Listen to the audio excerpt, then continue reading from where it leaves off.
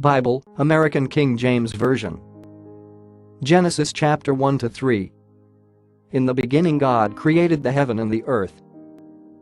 And the earth was without form and void. And darkness was on the face of the deep. And the Spirit of God moved on the face of the waters. And God said, "Let there be light," and there was light. And God saw the light that it was good. And God divided the light from the darkness. And God called the light day, and the darkness he called night. And the evening and the morning were the first day. And God said, "Let there be a firmament in the middle of the waters, and let it divide the waters from the waters." And God made the firmament, and divided the waters which were under the firmament from the waters which were above the firmament, and it was so. And God called the firmament heaven. And the evening and the morning were the second day. And God said, "Let the waters under the heaven be gathered together to one place, and let the dry land appear," and it was so. And God called the dry land earth, and the gathering together of the waters called he seas.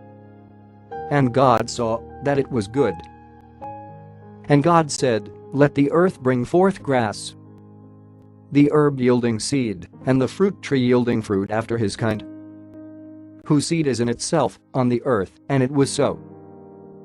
And the earth brought forth grass, and herb yielding seed after his kind, and the tree yielding fruit, whose seed was in itself after his kind, and God saw that it was good.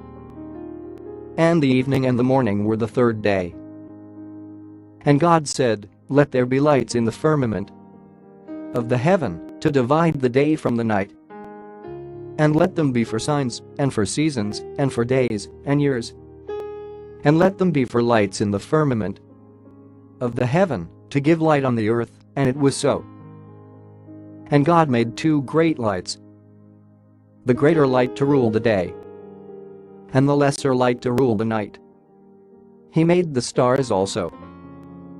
And God set them in the firmament of the heaven to give light on the earth, and to rule over the day and over the night, and to divide the light from the darkness. And God saw that it was good. And the evening and the morning were the fourth day. And God said, "Let the waters bring forth abundantly the moving creature that has life, and fowl that may fly above the earth in the open firmament of heaven." And God created great whales, and every living creature that moves, which the waters brought forth abundantly after their kind, and every winged fowl after his kind. And God saw that it was good. And God blessed them, saying, "Be fruitful, and multiply, and fill the waters in the seas, and let fowl multiply in the earth." And the evening and the morning were the fifth day. And God said, "Let the earth bring forth the living creature after his kind, cattle, and creeping thing, and beast of the earth after his kind," and it was so. And God made the beast of the earth after his kind, and cattle after their kind, and everything that creeps on the earth after his kind. And God saw that it was good. And God said, "Let us make man in our image, after our likeness, and let them have dominion over the fish of the sea, and over the fowl of the air, and over the cattle, and over all the earth, and over every creeping thing that creeps on the earth." So God created man in his own image. In the image of God created he him. Male and female created he them. And God blessed them. And God said to them, "Be fruitful, and multiply, and replenish the earth, and subdue it, and have dominion over the fish of the sea, and over the fowl of the air, and over every living thing that moves on the earth."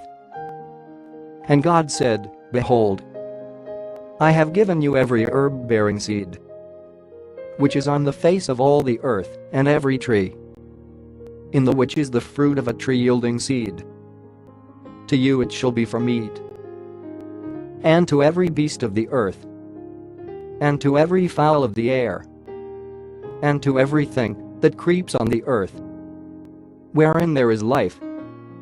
I have given every green herb for meat." And it was so. And God saw everything that he had made, and, behold, it was very good. And the evening and the morning were the sixth day. Thus the heavens and the earth were finished, and all the host of them. And on the seventh day God ended his work which he had made. And he rested on the seventh day from all his work which he had made. And God blessed the seventh day and sanctified it, because that in it he had rested from all his work which God created and made.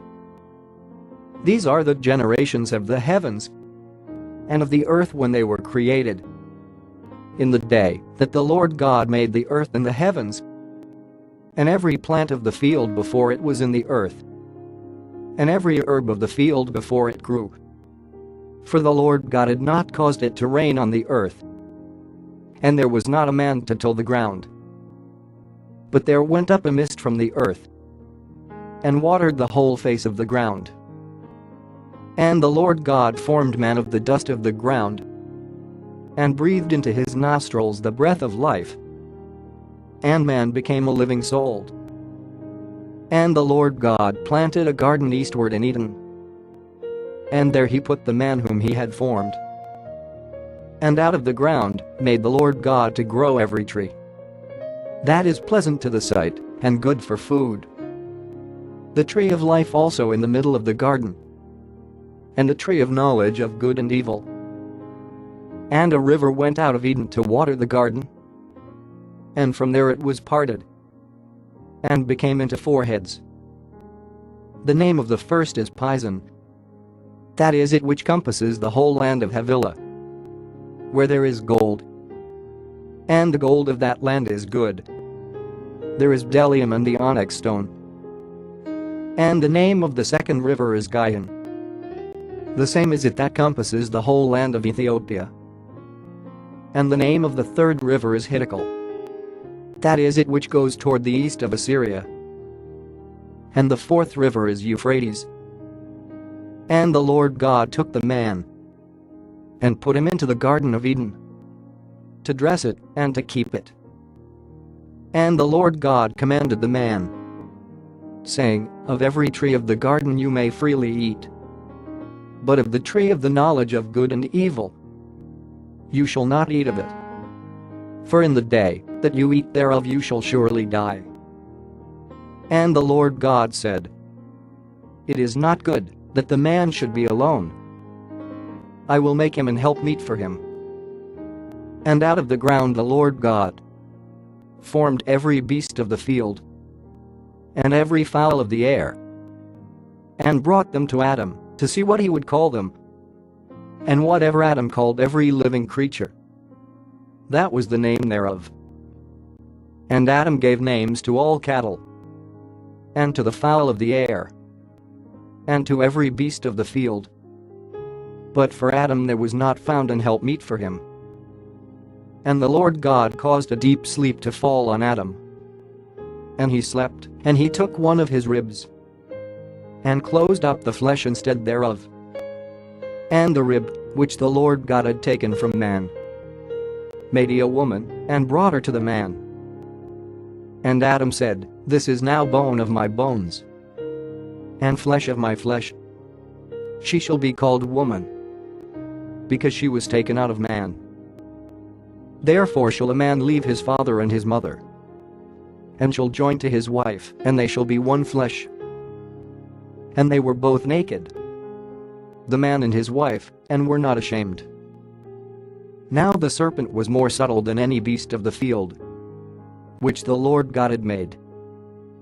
And he said to the woman, "Yes, has God said, you shall not eat of every tree of the garden?" And the woman said to the serpent, "We may eat of the fruit of the trees of the garden, but of the fruit of the tree which is in the middle of the garden, God has said, you shall not eat of it, neither shall you touch it, lest you die." And the serpent said to the woman, "You shall not surely die. For God does know that in the day you eat thereof, then your eyes shall be opened, and you shall be as gods, knowing good and evil." And when the woman saw that the tree was good for food, and that it was pleasant to the eyes, and a tree to be desired to make one wise, she took of the fruit thereof, and did eat, and gave also to her husband with her, and he did eat. And the eyes of them both were opened, and they knew that they were naked. And they sewed fig leaves together, and made themselves aprons. And they heard the voice of the Lord God walking in the garden in the cool of the day. And Adam and his wife hid themselves from the presence of the Lord God among the trees of the garden.